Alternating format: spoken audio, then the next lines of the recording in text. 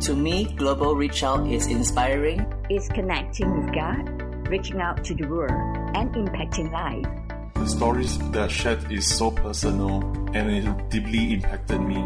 Global Reach Out to me is reach out to the truth. Connecting hearts, connecting lives. You're listening to Global Reach Out. In this episode, I want to talk about the fact that leadership is dynamic.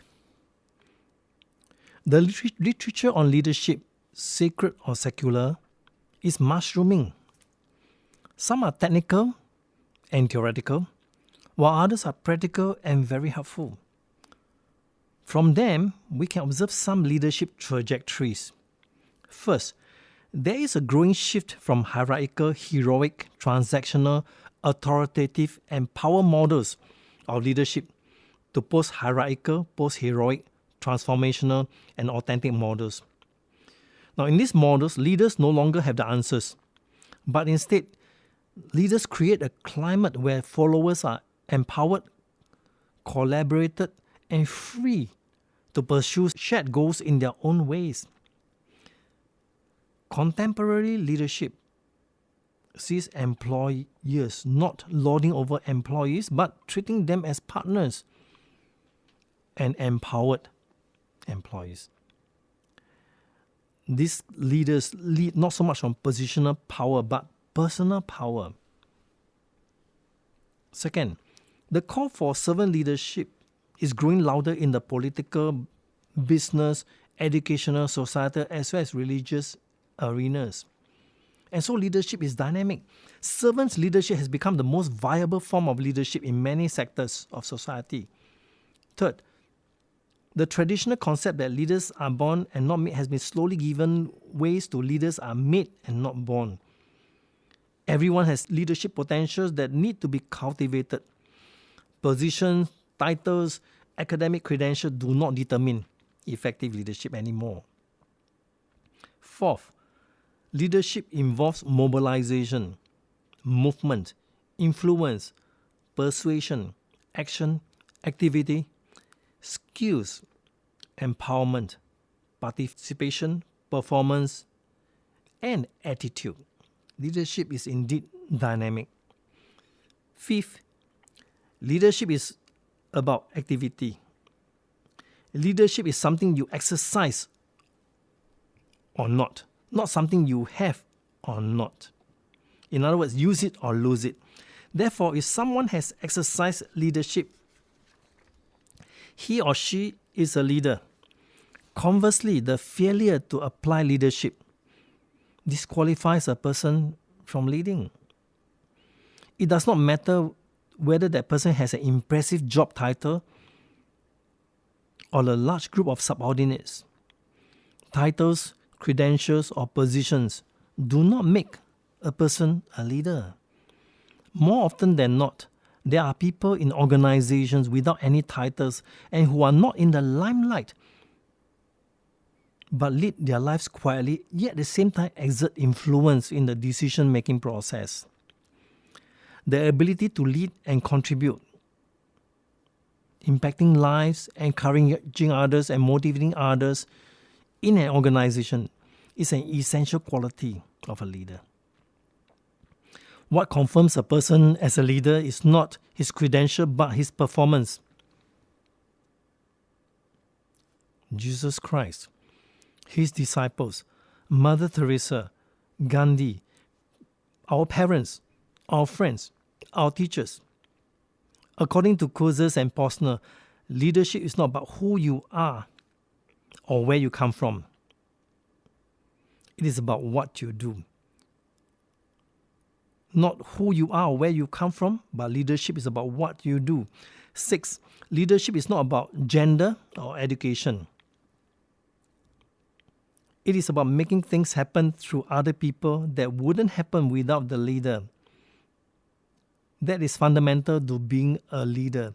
The question to ask is, have I made something happen? 7, leadership is about change, not about management. Leadership involves transformation, while management involves transaction. As is often quoted, leadership is doing the right thing, whereas management is about doing things right. Hence, managers tend to follow status quo, whereas leaders tend to challenge and change the status quo. Interestingly, leaders are not formally appointed, elected, or have any titles. Managers, on the other hand, are appointed or elected and they have titles.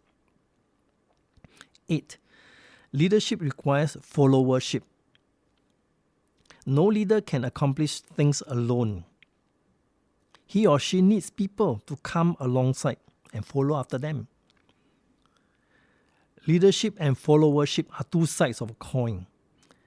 Leadership occurs when one or more people engage with others in such a way that leaders and followers raise one another, lift up one another to higher levels of motivation and morality.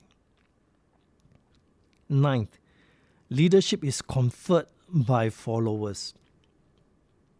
It is not self-conferred. You can be appointed a leader, but you are not the one till people confer the leadership to you.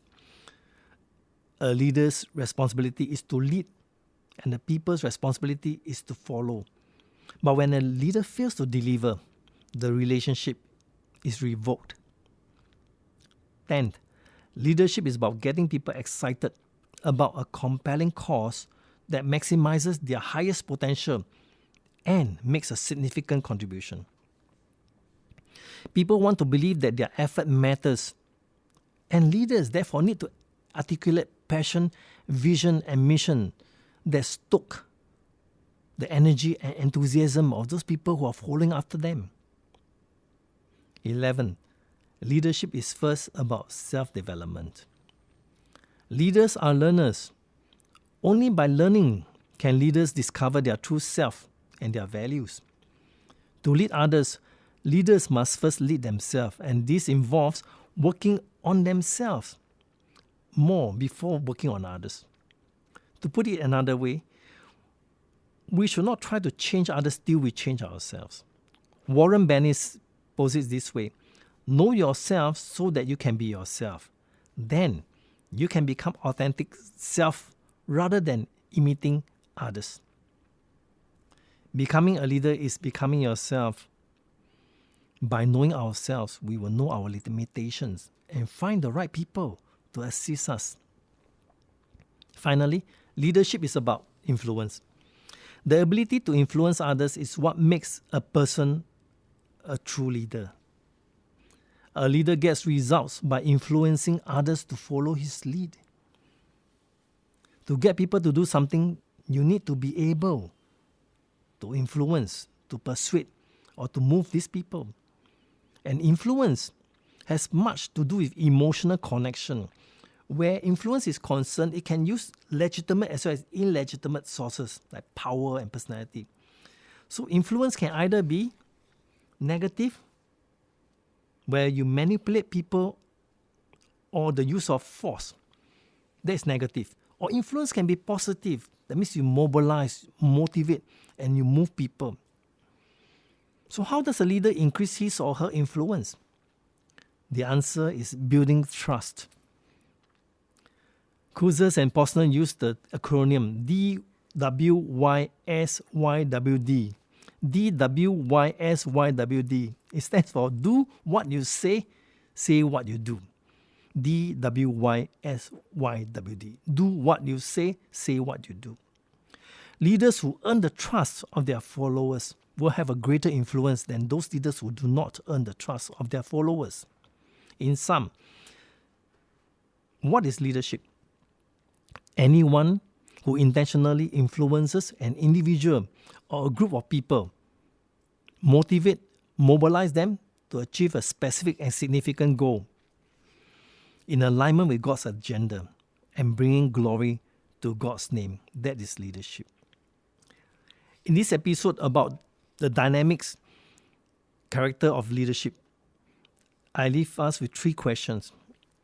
First, do you agree with Cousins and Posner, who says that leadership is not about who you are or where you come from, but it is about what you do? Second, what is the reason or reasons why books on leadership is mushrooming, is exploding? And third, what is the acronym? Y is acronym DWYSYWD. Do what you say what you do. Very important in leadership. Thank you and stay tuned. The program is proudly presented by Global Reach Out. We welcome you to share our live enriching webcasts with family and friends through our website, global-reachout.org. Let's reach out to bless more lives together.